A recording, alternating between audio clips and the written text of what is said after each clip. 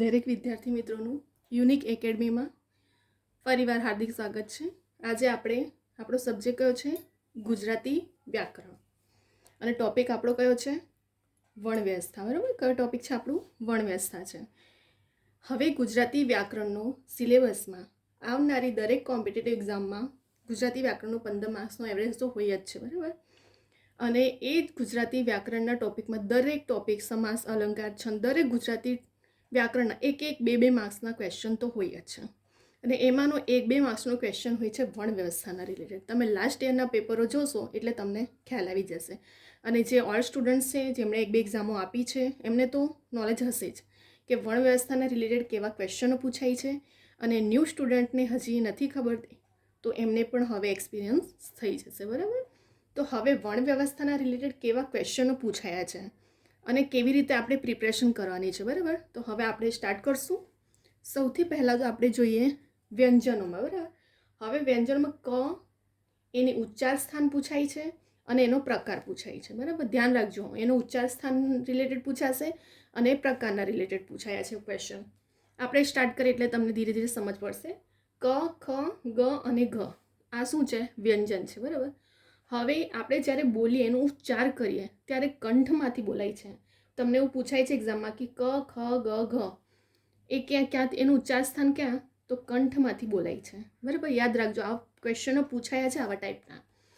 હવે એનો પ્રકાર કયો? તો કંઠ્ય. હવે તમને કેવી રીતે, અને એનો વર્ગ તો ક વર્ગ.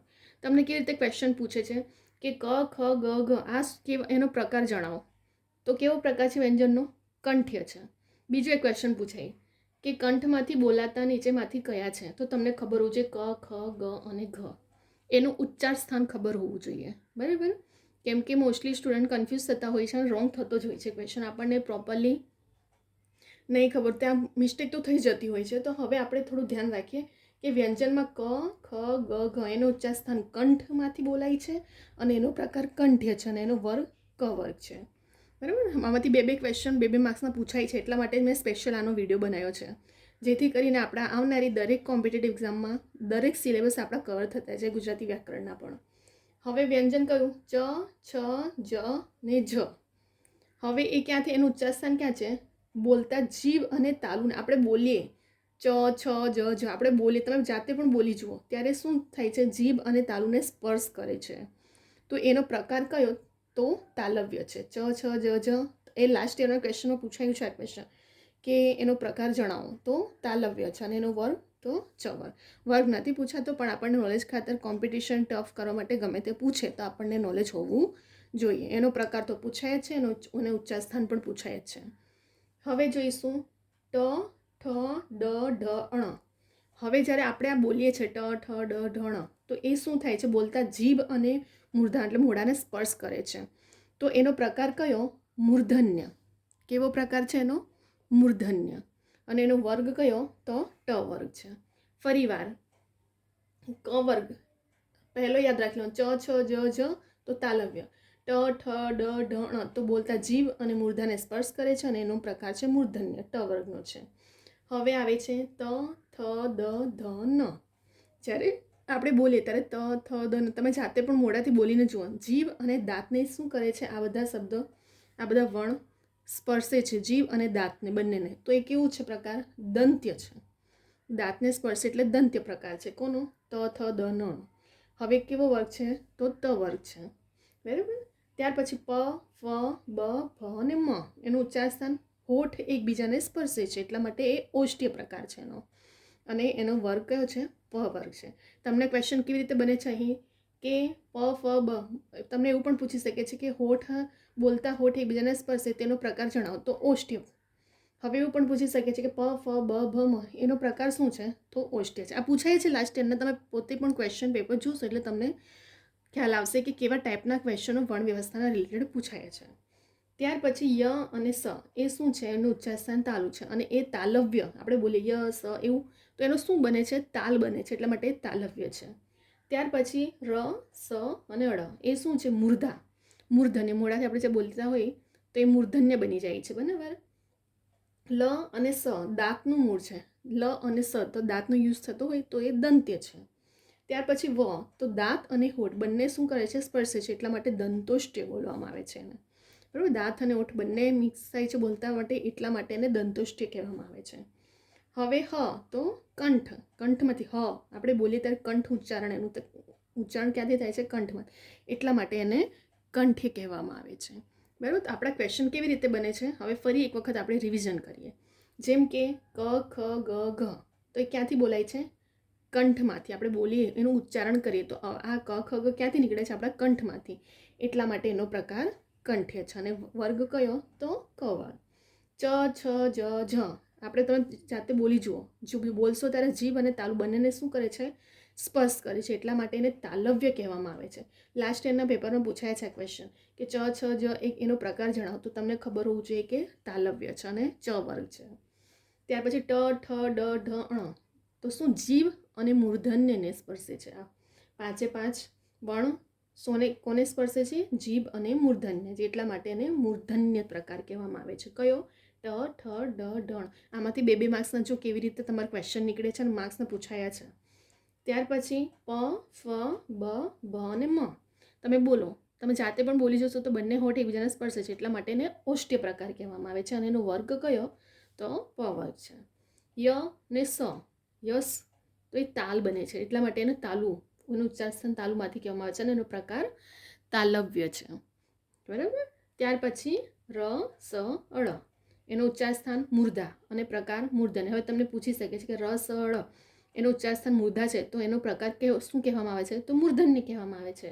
ર, સ, અળ કેવો છે? તો મૂર્ધન્ય છે. એવી રીતે 2 માર્ક્સના ક્વેશ્ચન કેવી રીતે બને છે. ત્યાર પછી આવે છે લ અને સ. હવે લ અને સ બોલી જુઓ. દાંતનું મૂળ સ્પર્શે છે. જો દ, ત, તમે જાતે પણ બોલી જુઓ. લ અને સ, તો દંત્ય બની જાય છે, એટલા માટેનો પ્રકાર દંત્ય છે. વ, વ બોલો ત્યારે દાંત અને હોઠ બંને દંત, એટલે માટે એનો પ્રકાર શું બનવામાં આવે છે? દંત્યોષ્ઠ્ય. બરાબર, આ ક્વેશ્ચનો પૂછાયા છે, એટલા માટે મેં સ્પેશિયલ વિડીયો બનાવ્યો છે કે 2 માર્ક્સના આમાંથી ક્વેશ્ચન નીકળે છે વર્ણ વ્યવસ્થાના રિલેટેડ, કે એનો પ્રકાર કયો જણાવો.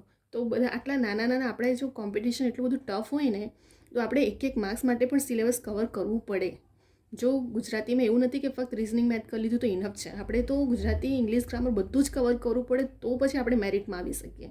અને ત્યાં આપણે સિલેબસના એકોર્ડિંગ 1 માર્ક્સ કવર કરીને આપણે પ્રિપરેશન કરવું પડે. એને જ સ્માર્ટ પ્રિપરેશન કહેવામાં આવે છે.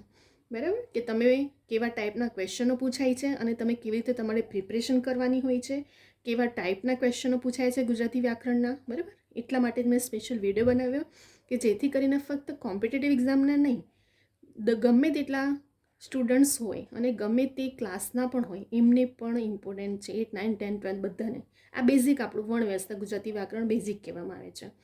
બરાબર, તો આવનારી દરેક ગવર્મેન્ટની એક્ઝામમાં આ ઇમ્પોર્ટન્ટ ટોપિક છે. આપણે 1-2 માર્ક્સ પણ બહુ ઇમ્પોર્ટન્ટ થઈ જાય છે મેરિટમાં આવવા માટે, એટલા માટે જ આ વિડીયો છે. બરાબર, તો તમે આને પણ થોડું વધારે ફોકસ કરજો. લ અને સ દાંતનું મૂળ છે અને દંત્યનો પ્રકાર છે. વ એ દાંત અને હોઠનો છે, એટલા માટે એને દંત્યોષ્ઠ કહેવામાં આવે છે. અને હ બોલો ત્યારે કેવું બોલે? કંઠમાંથી બોલાય છે હ, એટલા માટે એને કંઠી કહેવામાં આવે છે. તો આ હતું આપણું વર્ણ વ્યવસ્થા. બરાબર, વર્ણ વ્યવસ્થાના ઉચ્ચાર સ્થાન પૂછાય છે અને એનો પ્રકાર પૂછાય છે. તો આપણને પેપરમાં ગમે ત્યાંથી તમને પૂછે તો પછી આપણને ગુજરાતી વ્યાકરણમાં 1 પણ માર્ક્સ જવા દેવાનું નથી. બરાબર, આને સ્માર્ટ પ્રિપરેશન કરીએ, જેથી કરીને 1 પણ માર્ક્સ પણ આપણા ના જાય. અને દરેક સિલેબસ આવનારી સીસીની એક્ઝામ, કોન્સ્ટેબલ, પીએસઆઈ, ટેટ, આ બધી ઘણી બધી એક્ઝામો આવી રહી છે અને દરેક એક્ઝામમાં સિલેબસને એકોર્ડિંગ આપણે પ્રિપરેશન કરીએ તો જ આપણે મેરિટમાં આવવું પડે. બરાબર, અધરવાઇઝ કંઈ મિનિંગ નથી કે તમે ખાલી સ્કીપ કરો સિલેબસને જોઈને. બરાબર, એક ટોપિકને કલેક્ટ કરવું પડે, એક ટોપિક વાઇઝ આપણે પ્રિપરેશન કરવું પડશે. અને એટલા માટે મેં દરેક મારા વિડીયો જોશો ગુજરાતી, ગ્રામર, ઇંગ્લિશ, એ દરેક એ ટાઈપના ક્વેશ્ચનો પૂછાય છે દરેક કોમ્પિટિટિવ એક્ઝામને, એટલા માટે જ મેં એવા જ વિડીયો લઈને આવું છું, જેથી કરીને આવનારી દરેક ગવર્મેન્ટની એક્ઝામમાં તમને કામ લાગે.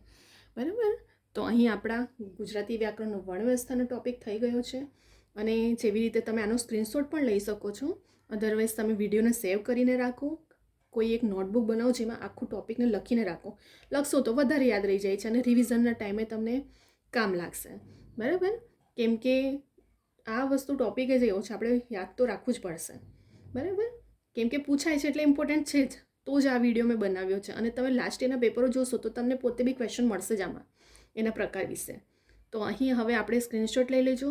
જો તમને આ વિડીયો ગમે છે તો લાઈક કરો, શેર કરો, સબસ્ક્રાઈબ કરો, કમેન્ટ કરો અને બીજા બધા સ્ટુડન્ટને પણ શેર કરો, જેથી કરીને દરેક સ્ટુડન્ટ સુધી આ વિડીયો પહોંચે. બરાબર. હવે જેવી રીતે મેં તમને કીધું છે કે ઘણા બધા જો તમે બુકો આટલી બધી વસાવા બેસો છો ને તમે, કે આ મતલબ તમને કોઈ પણ જસ્ટ કીધું કે આ બુક લઈ આવો તો તમે તરત લઈને આવી જાઓ છો, પણ તમે ગમે તેમ રીતે પ્રિપરેશન ના કરો. બરાબર. એક મેથડ હોય છે કે ગમે તેટલી આટલી બધી બુકો વસાવી લેવાથી કશું નથી થવાનું. ફક્ત અને ફક્ત તમને સિલેબસ જુઓ, સિલેબસના એકોર્ડિંગ મટીરિયલ કલેક્ટ કરો, એના એકોર્ડિંગ પ્રિપરેશન કરો. અને મેમ તો મેં જે રીતે તમને કીધું છે કે જીસીઆરટી ને એવી બધી બુકો પહેલાં પ્રિફર કરવું. બરાબર. અને ઓથેન્ટિક બુક જે ગવર્મેન્ટ, જે મેં તમને કીધું છે કે ફાઇનલ આન્સર કી બને છે, એમાંથી જ ફાઇનલ આન્સર કી માન્ય ગણાય છે. તો પછી આપણે એ પ્રમાણે પ્રિપરેશન રાખવાની. બરાબર. અને જે રીતે તમને કીધું છે કે ગમે તેમ બુકો વસાઈ મોડે ગોખવો, એ બધું ના કરો. એના નિયમોને સમજો, એના પ્રકારો સમજો. આટલું બધું તમે મોડે કરી રાખો એનો કોઈ મિનિંગ જ નથી. ફરી તમને દરેક એક્ઝામમાં લર્ન કરવું પડે, મોડે કરવું પડે. આ બધી કન્ડિશન રિપીટ થઈ છે. એના કરતાં તમે મારા દરેક વિડીયો જોશો ગુજરાતી ગ્રામરના કે દરેક મેં તમને ફક્ત એના નિયમો ઓથેન્ટિક બુકના એકોર્ડિંગ જ બધું પ્રિપરેશન કરાવી છે. મારા વિડીયો બધા એવા જ છે કે જે તમને લાઈફ ટાઈમ એના નિયમો ફક્ત તમે યાદ રાખી લેશો ને એની ટ્રીક, તો તમને ગમે ત્યાંથી ક્વેશ્ચન પૂછાય ને વર્ણ વ્યવસ્થાની તો બી તમને આવડી જશે.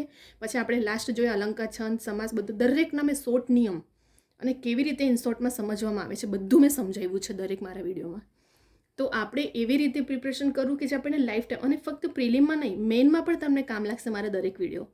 બરાબર. કેમ કે પ્રિલિમ અને જીપીએસસીથી લઈને ક્લાસ 3 સુધીની દરેક એક્ઝામમાં પ્રિલિમ અને મેઇનમાં પણ આપણને ઇમ્પોર્ટન્ટ એવા પૂછાય છે ટોપિકો, ગુજરાતી વ્યાકરણના રિલેટેડ કે પછી બીજા બધા ટોપિક રિલેટેડ. તો આપણી પ્રિપરેશન, કેમ કે મેઇન માટે તો બહુ ટાઈમ રહેતો નથી, તો મેઇન અને પ્રિલિમ બંનેમાં કમ્પ્લીટલી પ્રિપરેશન થઈ જાય એવી આપણે પ્રિપરેશન કરવું, જેને સ્માર્ટ પ્રિપરેશન કહેવામાં આવે છે. બરાબર. તો અહીં આપણું વર્ણ વ્યવસ્થા કમ્પ્લીટ થઈ ગયું છે. અને હવે આપણે એવા દરેક ગુજરાતી વ્યાકરણ એક માર્ક્સ માટે પણ ગમે તેટલું પણ 1 માર્ક્સ પણ નહીં જવા દેવાનું છે. અને દરેક મારા વિડીયો જોજો.